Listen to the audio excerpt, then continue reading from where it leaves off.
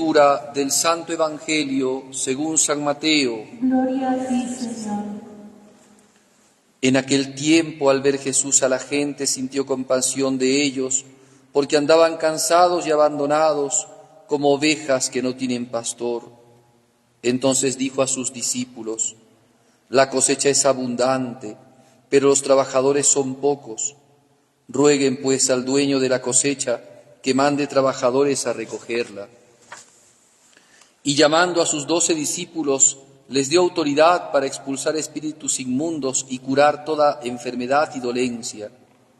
Estos son los nombres de los 12 apóstoles: el primero Simón, llamado Pedro, y su hermano Andrés; Santiago el Zebedeo y su hermano Juan; Felipe y Bartolomé; Tomás y Mateo, el publicano; Santiago el Alfeo y Tadeo; Simón el Celote y Judas Iscariote, el que lo entregó.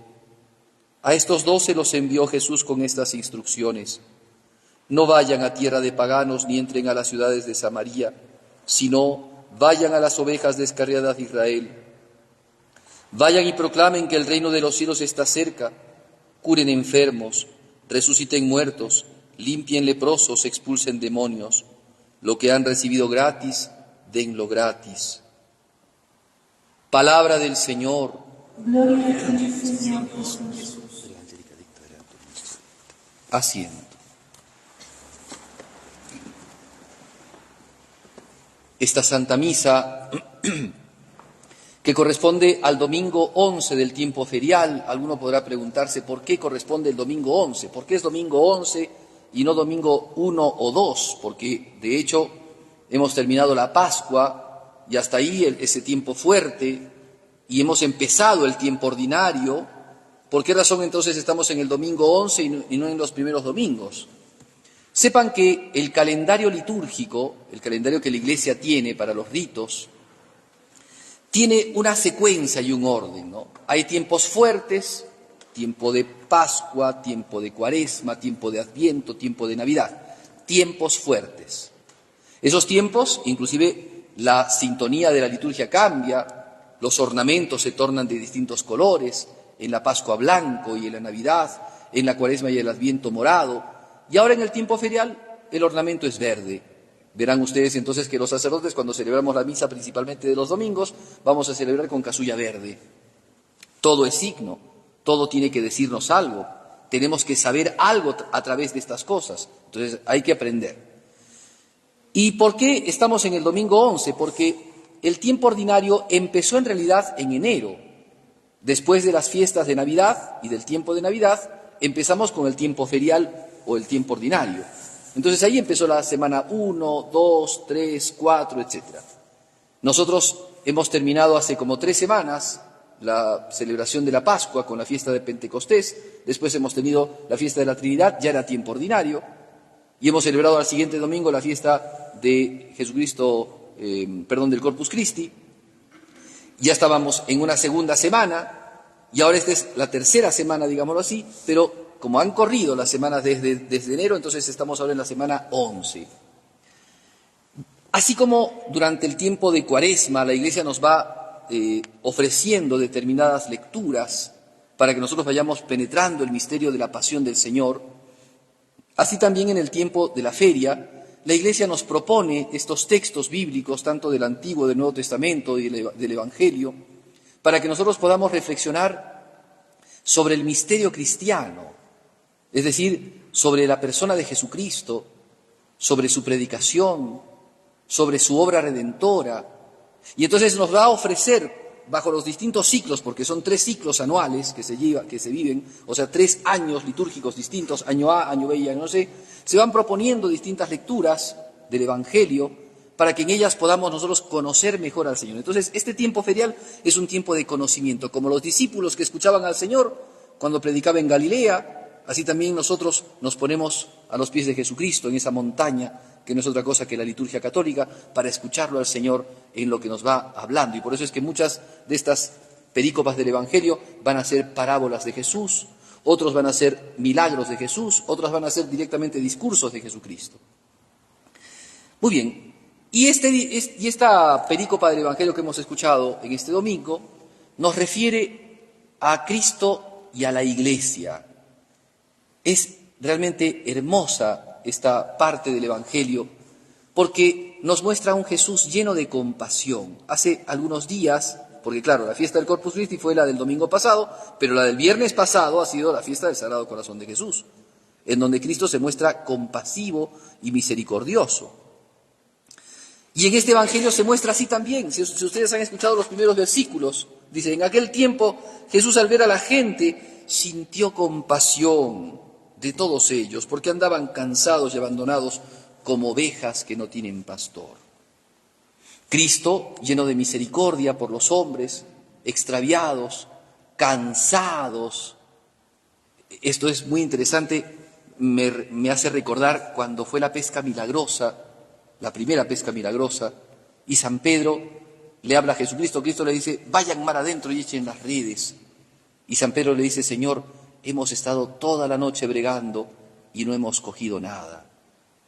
Es justamente esto lo que Jesús ve, que están todo el tiempo haciendo, obrando y no se consigue nada. Sin Dios, el hombre vive queriendo atrapar el aire, en vanidad de vanidades, como dice el libro del Coelet. El hombre vive buscando muchas veces golpearse contra el aguijón, golpeándose contra la pared o contra el suelo, y no logra otra cosa que dolor y sufrimiento, porque no lo tiene a Dios. Entonces Jesús veía así a la gente, ¿no? Rotos, heridos, extraviados, abandonados, y lleno de compasión, hizo la primera cosa. Recen, dijo a sus discípulos, recen, para que Dios conceda obreros que vayan a trabajar a la mies. Jesús estaba hablándole a sus discípulos, y en esto entonces estaba diciéndole a los discípulos que tenían que rezar a Dios para que los hombres no estuvieran extraviados, para que tuvieran pastores que los pudieran conducir. Y esos pastores, si bien la alegoría del pastor está en un lado, ovejas sin pastor, ahora aparece la alegoría de los cosechadores. Pídanle al Señor para que envíe obreros que vayan a cosechar, para que no se pierda la cosecha. Entonces, las dos cosas están en consonancia. Pide pastores, pero también esos pastores son cosechadores, porque como dirá San Agustín, el único que siembra es Jesús. Él sembró con su sangre, Él sembró el grano de trigo con su muerte en la cruz. Y el resto, los apóstoles, sus sucesores, los presbíteros, los predicadores del Evangelio, son sencillamente cosechadores del gran sembrador que ha sembrado con su sangre. Ahora bien, en estos textos, Jesucristo, la primera cosa que hace es entonces rogar. Y eso es una cosa que no solamente la dijo en ese tiempo, sino nos la dice a nosotros. Debemos de rezar.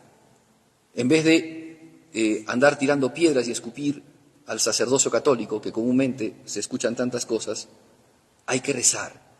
Hay que rezar para que Dios conceda pastores según su corazón, para que Dios, sabiendo que la cosecha es tan abundante y que se está echando a perder esa cosecha de Dios hoy día, con ideologías, hablaremos de eso dentro de un rato, con ideologías, con pertinacia, con una vida inmoral, con vida disoluta, con perversiones, con corrupción, cuánto más es necesario que hayan buenos obreros que trabajen denodadamente en sol y en sombra, de día y de noche, para que no se eche a perder la cosecha de Jesucristo. Rezar entonces por los pastores de la Iglesia. Y segunda cosa, no solamente Jesucristo pidió rezar, sino Él eligió pastores. Esto habla de la Iglesia, ¿se dan cuenta? La formación de la Iglesia, la estructuración de la Iglesia. Cristo, a sus fieles, que quería después que misionaran por todo el mundo y que predicaran el Evangelio y que dieran testimonio de Él, también les dice, recen, porque vamos a poner pastores que van a llevar a las ovejas que estaban extraviadas al pasto eterno de Dios. Y entonces eligió 12, y el número 12 no solamente es un número al azar, es 12 porque Dios había elegido antes para lograr el pueblo de Israel 12 tribus, 12 patriarcas, así también estos nuevos 12 hombres serán lo que dice el libro del Apocalipsis, ¿no? En el fundamento está el Cordero, pero hay 12 columnas, que son los 12 apóstoles, y sus lámparas son el Cordero, y Él ilumina todo, ¿no? O sea, la Iglesia está conformada por eso, esa ingente cantidad de miembros, pero que tienen como soportes y columnas los nombres de los 12 apóstoles, que son los apóstoles del Cordero. Cristo eligió a esos apóstoles. Y interesante, porque ya el Evangelio de San Mateo, que hemos escuchado, nos habla de discípulos, de que hay discípulos que ha elegido también el Señor, y esos discípulos ahora toman un nombre nuevo. Ese nombre se llama apóstol. La palabra apóstol viene del griego apostelo, que significa enviado, pero no como un cartero, no como un conserje, sino como un nuncio. Porque Jesucristo dice inclusive, el nombre ya quiere decir, es el nuncio, es decir, es el embajador, es el que hace las veces. Un embajador es el que hace las veces del que lo envía. Los embajadores tienen justamente esas consignas de hacer las cosas que le está mandando el enviante con la autoridad del que envía. Es el representante del que lo envía, ¿no? Si es un gobernante, su embajador es el que representa al gobernante en determinado lugar. Les dio entonces esa posibilidad, porque eso significa la palabra apostelo. Pero además, para que por si acaso nos olvidásemos de esto, dice, les dio autoridad. O sea, entre los fieles habían 12 a los que Jesús les puso autoridad. Por eso es que la iglesia, que vivía hace 2000 años, con Pedro, con Santiago, con Juan, con Andrés, con Tomás, que iban a misionar y que eran los que transmitían, los que tenían esa autoridad para transmitir lo que Jesús les había enseñado, esos eran los apóstoles. Y los cristianos, desde muy primitiva edad, se reunían, como dice el libro de los Hechos de los Apóstoles, se reunían a escuchar la predicación, la enseñanza de los apóstoles. Miren ustedes, lean los Hechos de los Apóstoles, capítulo 2, capítulo 3, capítulo 9 también, se reunían los primeros días de la semana, como nosotros hoy día, a escuchar la predicación de los apóstoles, la enseñanza de los apóstoles, los que tenían autoridad para predicar en la iglesia. Y entonces se da esta conceptura, se dan cuenta de la iglesia, esta conceptura, esta organización externa que Dios quiere. Dijo Jesucristo también, hay un solo Padre, todos ustedes son hermanos, por supuesto, porque nadie, ni porque sea pastor, ni porque sea fiel, va a pensarse más que los demás. Todos somos siervos de Dios. E inclusive Jesucristo dijo, siervo inútil, si has terminado de hacer tu parte, llega a la casa de tu Padre y di, siervo inútil soy, he hecho lo que tenía que hacer. Por tanto, nadie puede pensarse ni arrogarse una potestad más de la que dio Jesucristo, porque entonces estaría engriendo en una arrogancia que no le corresponde. Somos todos siervos, pero algunos Dios los eligió como apóstoles, para que sean los que se encarguen del rebaño, y a estos les pedirá mucho más cuentas que al rebaño mismo. Cosa entonces que tenemos que pensar, ¿no? La compasión de Jesucristo, la institución de la iglesia, la jerarquía de la iglesia, y el rezar, y la pertenencia de la iglesia, porque tenemos que nosotros cada vez más sentir esa permanencia, esa pertenencia a la iglesia. Nosotros somos de Cristo, somos su pueblo. Si han escuchado ustedes la primera lectura, la última parte, ¿no?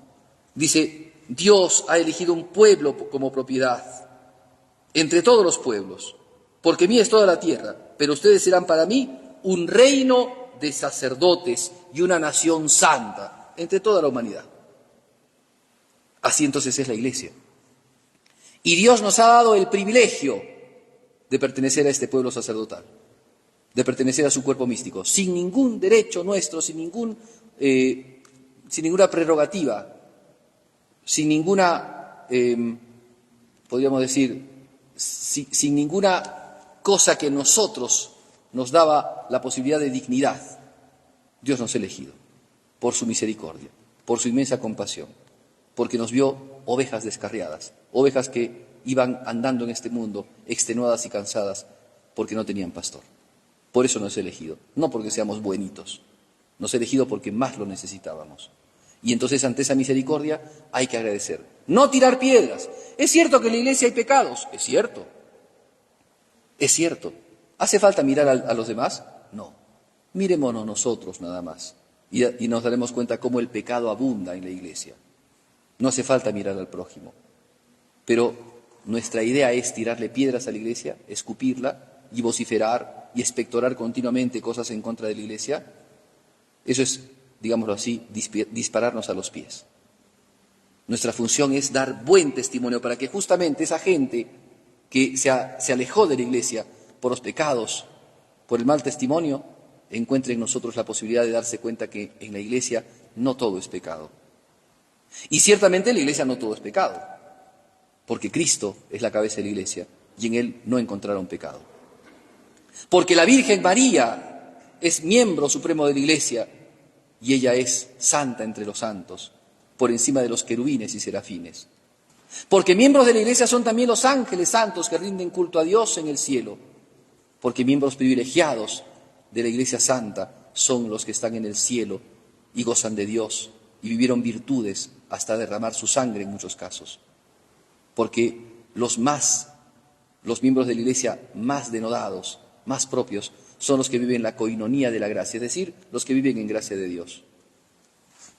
Pecado en todo el mundo, también en la Iglesia. Acuérdense aquella parábola de Jesús del trigo y la cizaña, en el mismo campo, sembrados, y sin embargo en la cosecha se verá cada uno, dará cada uno su fruto. Y entonces a la cizaña al fuego eterno y al trigo al reino de Dios.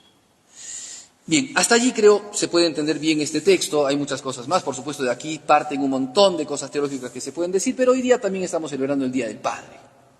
Y es menester también hoy día hablar de esto, más sabiendo que Jesucristo, hace poquititos días hemos celebrado el Sagrado Corazón, nos ha dicho, ¿no?, que como devoción del Sagrado Corazón, uno de los elementos de la devoción es la reparación. ¿Qué significa reparar? Yo he estado dando la novena, entonces he hablado bastante de esto. Reparar significa que cuando algo está malogrado, cuando algo está roto, hay que arreglarlo. Entonces, si por ejemplo yo tengo, no sé, una herramienta, o digámoslo así, tengo un instrumento de trabajo que está malogrado, lo llevo al señor que sabe y él le compra repuestos, le afina cosas, le limpia y entonces arregla nuevamente lo que estaba funcionando mal, ¿no? La palabra reparación en el orden moral consiste en principio, devolver o satisfacer a la persona ofendida.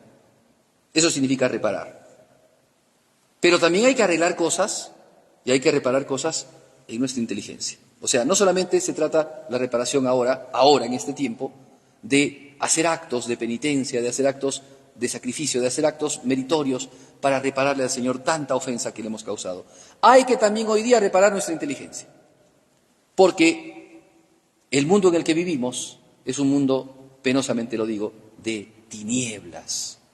Ya lo habían dicho los evangelistas, lo había dicho y repitiendo los textos del Antiguo Testamento. El pueblo que caminaba en tinieblas vio una gran luz cuando vio a Jesucristo.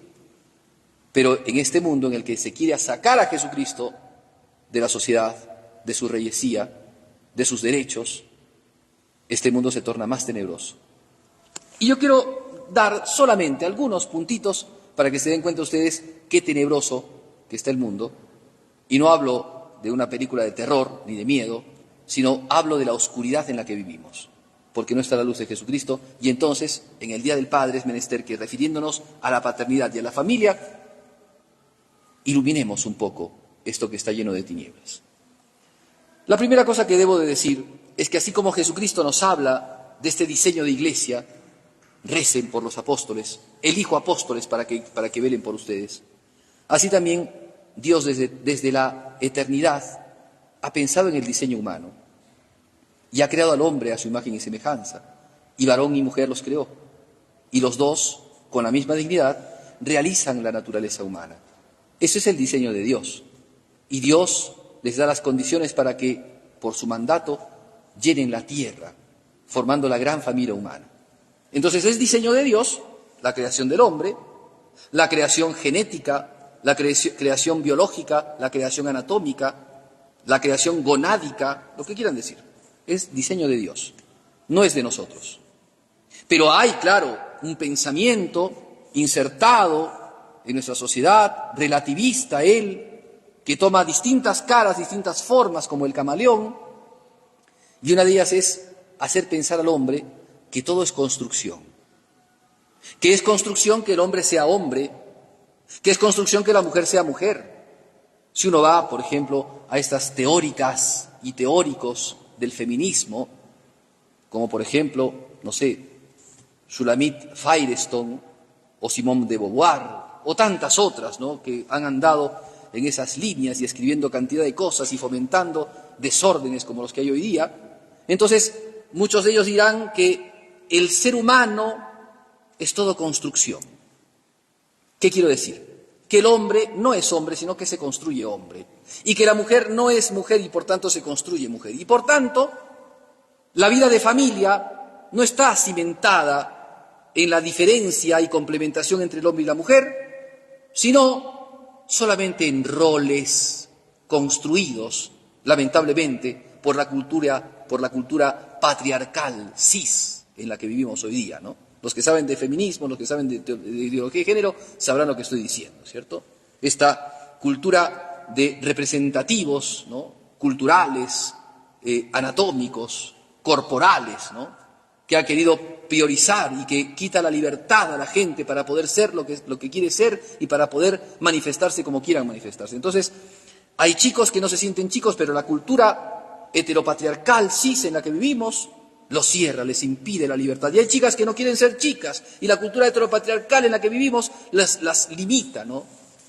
Pero más,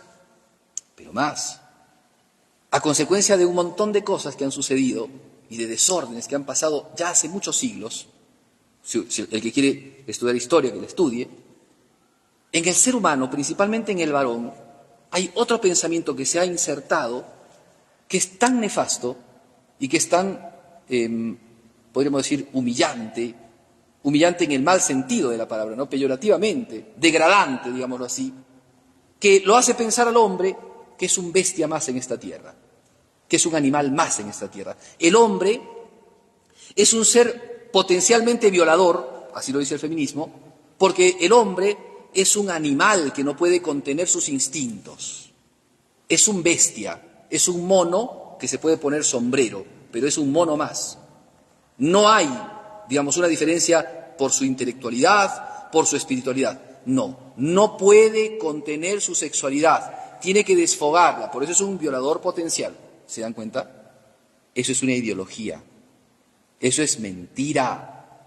El hombre y la mujer, creados a imagen y semejanza de Dios, tienen la suficiente capacidad para poder ser libres y en esa libertad pueden someter sus pasiones, la ira, también la lujuria, o pueden dejarlas andar por cualquier sendero. Y ese es el problema.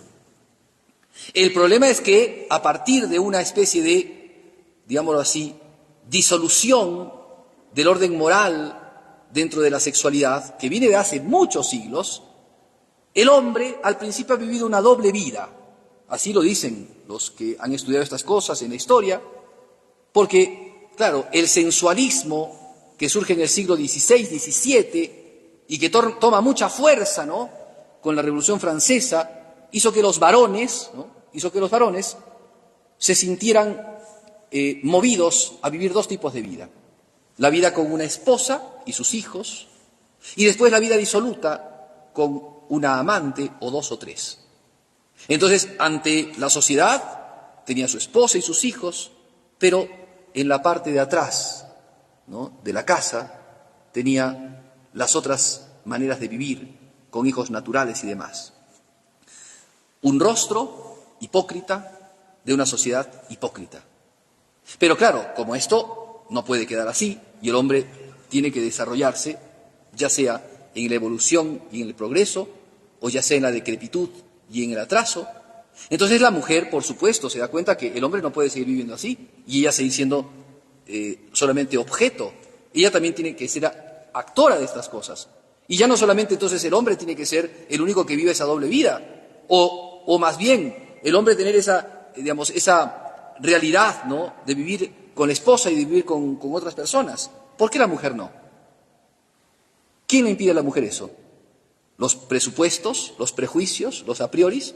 Basta de esos prejuicios. La mujer es tan animal como el hombre, tan bestia como el hombre. Entonces también tiene que vivir una vida disoluta, una vida inmoral, una vida con 3, con 4, con 5. No importa. Entonces, en vez de levantar nuestra sociedad, la hundimos más.